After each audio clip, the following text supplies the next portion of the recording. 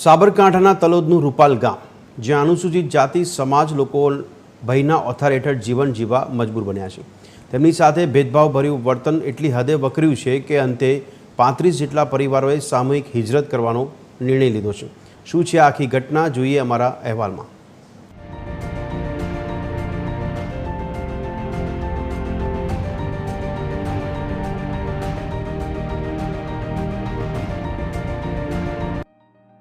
સાબરકાંઠા જિલ્લાનું તલોદ તાલુકાનું રૂપાલ ગામ હાલ ચર્ચામાં છે કે જેનું કારણ છે અનુસૂચિત જાતિ સાથે થતો ભેદભાવ.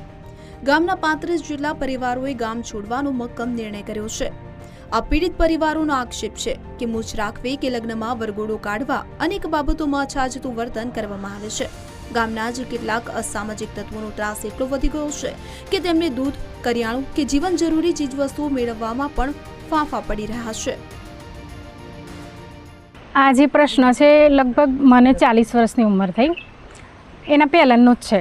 જ્યારે મેં સ્કૂલમાં અભ્યાસ કરતા હતા ત્યારે અમને ફ્રેન્ડના ત્યાં પાણી પીવા જઈએ આપણે તો આઘા જાઉં, અમારા ગ્લાસને અડવાનું નહીં, ઉપરથી પાણી પીવડાવતા હતા અને અમને અપશબ્દ વાપરતા હતા કે આમની જોડે રહેવાય નહીં, આમની જોડે વાતચીત ના કરાય, આપણાથી નીચા લોકો છે એવું. એટલે આ આજનું નથી, આ પહેલાંથી ચાલતું જ આવ્યું છે.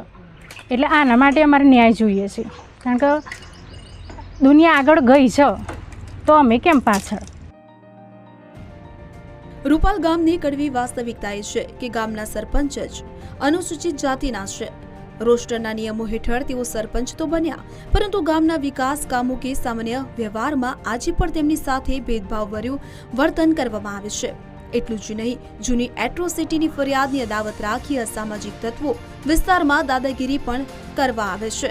હવે પીડિત પરિવારોનું કહેવું છે કે જો તંત્ર તેમની રક્ષા ન કરી શકતું હોય તો હિજરત સિવાય કોઈ રસ્તો નથી. એક દીકરી આવી હતી તો એ દીકરીને દૂધ આવતું નહોતું, એટલે પછી ગામમાં દૂધ લેવા જાય એટલે દૂધ કે તમારે નહીં મળે અને તમારે જે 15-20 થયા છે એનો હિસાબ કરીને પૈસા આપી જાઓ. તો શાકભાજી, કરિયાણું કોઈ પણ આપતા નથી ગામમાંથી અને બધું કે હવેથી તમારે બધું બંધ. હવે અમારે શું કરવાનું? કારણ કે કોઈ ન્યાયતંત્ર મને કોઈ અમારે હમું જોતું નહીં. અમારો ઘર ઓછો, આ તો હવે મારી સીટ આવી હતી સરપંચની એટલે હું સરપંચમાં આવ્યો, ને કહેવામાં હોય તો સરપંચમાં આવાય ના દી. મતલબ આજે સાહેબ શ્રી આવીને ગયા બરાબર, તો પાછું કાલે દૂધ બંધ કરી દીધું આપવાનું. એટલે કે આનો એનો સુધારો હું કઈ રીતે કહી શકું એમ કહેવા માગું છું. જો સુધારો હોય, જો આ લોકોને પ્રશાસનનો, પોલીસનો અથવા તો સરકારશ્રીનો જો ખોફ હોય, ડર હોય તો ખરેખર કાલની તારીખમાં જે દૂધ આપવાનું બંધ કર્યું એ ઓલરેડી ના બંધ થાય બરાબર. આમ છતાંય જો પછી અમારી આ પરિસ્થિતિ રહે તો 100% 7 દિવસનું અલ્ટિમેટ આપ્યું છે અને 100% ગામ અમે અમારા 35 ઘરો દલિત ભાઈઓના છે, છોડી દઈશું, હિજરત કરી દઈશું, કંઈ વાંધો નહીં.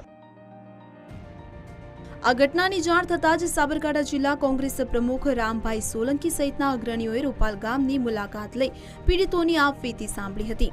જો કે આશ્ચર્યની વાત તો એ છે કે ગામમાં પોલીસ અધિકારીઓ હાજર હોવા છતાં હજુ સુધી કલેક્ટર કે ઉચ્ચ વહીવટી અધિકારીઓએ આ ગંભીર મામલે કોઈ નક્કર કે કડક પગલાં લીધા નથી, જેને કારણે આ પરિવારોએ હવે હિજરતનો માર્ગ અપનાવ્યો છે. અમારા જે સમાજના લોકોમાં જે ડર છે, ભય છે, એ હજુ યથાવત છે. છેલ્લા 4 દિવસથી હું અહીંયા જ છું આ લોકોની સાથે જ, કે એટલા બધા લોકો ડરી ગયા છે કે એમની સાથે હું એક સામાજિક કાર્યકર્તા તરીકે હું મારા સમાજ સાથે છું. પણ જે વોટ બેંક છે, જે લોકો જીતવા માટે જે દલિતોને રીઝાવા આવે છે, વોટ લેવા આવે છે, એવા કોઈ નેતા અહીંયા ફરક્યા નથી. ના પૂછવા આવ્યા છે, ના જોવા આવ્યા છે કે તમે લોકો કેમ હિજરત કરવા માગો છો.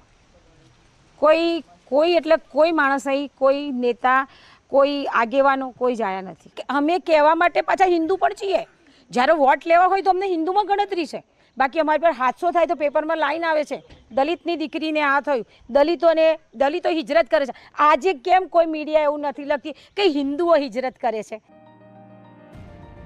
હાલ તો રૂપાલ ગામમાં પોલીસ બંદોબસ્ત ગોઠવી દેવામાં આવ્યો છે, પરંતુ સવાલ એ છે કે શું માત્ર ખાખીના બંદોબસ્તથી સામાજિક ખાઈ પૂરાશે?